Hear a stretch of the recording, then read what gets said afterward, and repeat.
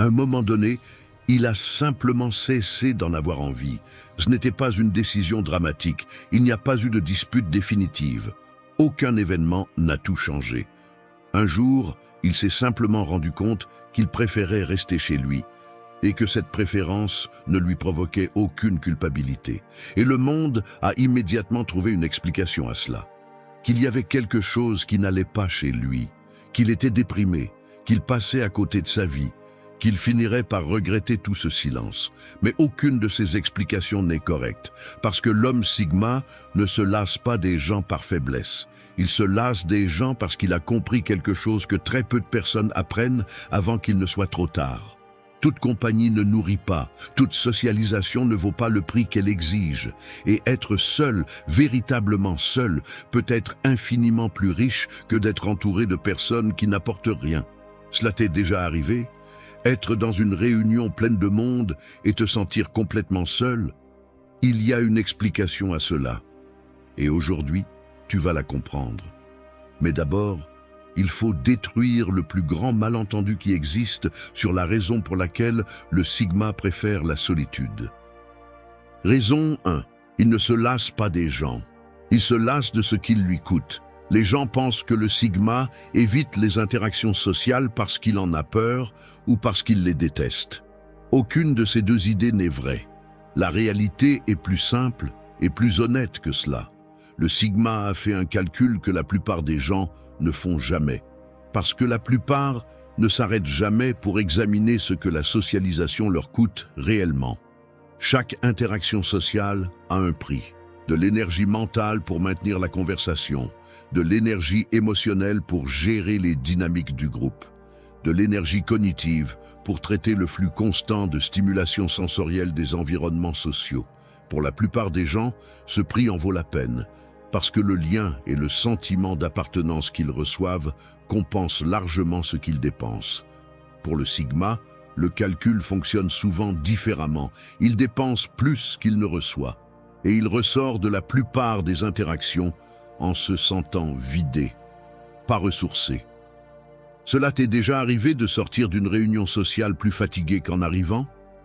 D'avoir besoin de plusieurs heures de silence après un événement pour te sentir à nouveau toi-même? Ce n'est pas un défaut de caractère, c'est une information sur la manière dont ton système nerveux fonctionne. Et le Sigma, au lieu d'ignorer cette information, l'utilise pour prendre de meilleures décisions sur la façon dont il dépense son énergie. Et avec cette énergie qu'il préserve, quelque chose commence à se produire que personne, vu de l'extérieur, ne peut vraiment voir. Raison 2. Dans la solitude, son esprit fonctionne à un niveau impossible à atteindre ailleurs.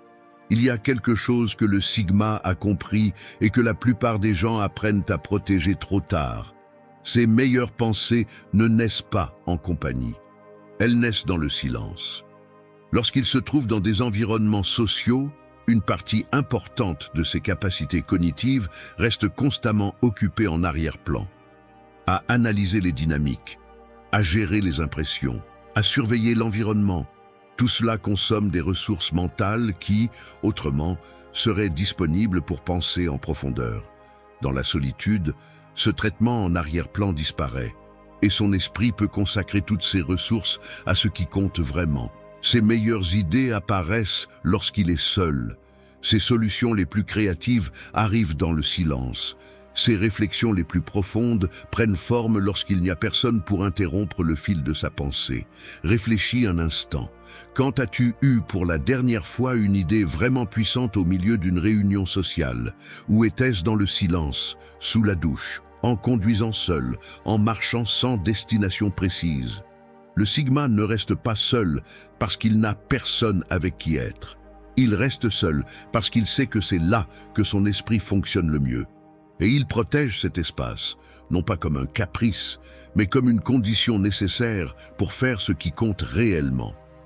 Mais la réflexion profonde exige plus que l'absence de bruit. Elle exige du temps continu que la vie sociale interrompt sans cesse. Raison 3.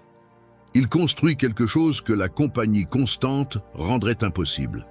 Presque tout ce qui mérite vraiment d'être construit exige du temps ininterrompu dans la solitude. Une compétence ne se développe pas dans des moments volés entre deux interactions sociales. Un projet n'avance pas au milieu de conversations fragmentées entre plusieurs événements. La maîtrise dans n'importe quel domaine, sans exception, se construit pendant ces heures silencieuses que la plupart des gens remplissent de socialisation. Le Sigma le comprend de manière presque instinctive, et c'est pourquoi, lorsqu'il choisit de rester chez lui, pendant que les autres sont dehors, il n'évite pas la vie. Il fait le travail qui expliquera plus tard pourquoi il semble soudain apparaître avec des compétences que personne n'a vu se développer. Personne ne les a vues se développer parce qu'elles ont été construites en privé. Pendant toutes ces nuits où lui construisait quelque chose, alors que le reste du monde était occupé à être vu. Y a-t-il quelque chose que tu veux apprendre ou construire depuis longtemps, mais pour lequel tu ne trouves jamais le temps? Il est probable que ce temps existe, mais que tu le dépenses avec des personnes qui ne t'apportent rien. La personne socialement occupée accumule des expériences. Le Sigma développe des capacités, et avec le temps, cette différence devient impossible à ignorer. Et il y a encore autre chose qui alimente cette préférence pour la solitude. Quelque chose dont on parle rarement, mais qui explique énormément de choses. Raison 4. Le monde extérieur est littéralement trop bruyant pour son système nerveux. Le monde moderne a été conçu pour une stimulation constante. Lumière, bruit, mouvement, notifications, conversations simultanées, musique de fond, écran partout. Pour la plupart des gens, ce niveau de stimulation est neutre, voire énergisant. Pour le Sigma, c'est épuisant à un niveau qui dépasse largement le simple aspect social. Ce n'est pas qu'il soit antisocial, c'est que son système nerveux possède un seuil de saturation plus bas que la moyenne, et lorsque ce seuil est dépassé, la fatigue qu'il ressent n'est pas seulement de la lassitude. C'est une forme de surcharge qui a besoin de silence pour se dissiper. Le bar bruyant, la fête avec de la musique forte, l'événement où trop de personnes parlent en même temps. Tout cela est enregistré comme excessif, même s'il ne parvient pas toujours à expliquer exactement pourquoi. Et lorsqu'il rentre enfin chez lui, dans le silence maîtrisé de son propre espace, quelque chose en lui se détend d'une manière qu'aucun environnement extérieur ne peut reproduire. Tu reconnais cette sensation? Ce soulagement physique lorsque tu rentres enfin chez toi et que tu peux baisser le volume du monde? Ce n'est pas une introversion pathologique. C'est ton système nerveux qui te montre exactement où il fonctionne le mieux. Et derrière tout cela, il existe une raison encore plus profonde, celle qui se trouve au cœur de tout et qui définit le Sigma plus complètement que toutes les autres. Raison 5. Il a appris à apprécier sa propre compagnie, et cela a tout changé. La raison la plus profonde pour laquelle le Sigma préfère être seul n'a rien à voir avec les autres. Elle a à voir avec lui-même. Il a appris quelque chose qui paraît simple, mais que très peu de personnes réussissent réellement à faire. Être une bonne compagnie pour lui-même. Son propre esprit est un endroit intéressant où se trouver. Ses propres pensées sont suffisamment riches pour le nourrir. Il n'a pas besoin d'une stimulation extérieure constante pour sentir que son temps a de la valeur. Et cela change complètement l'équation de la solitude. Pour la plupart des gens, être seul est inconfortable parce qu'ils n'ont jamais développé une relation satisfaisante avec leur propre monde intérieur.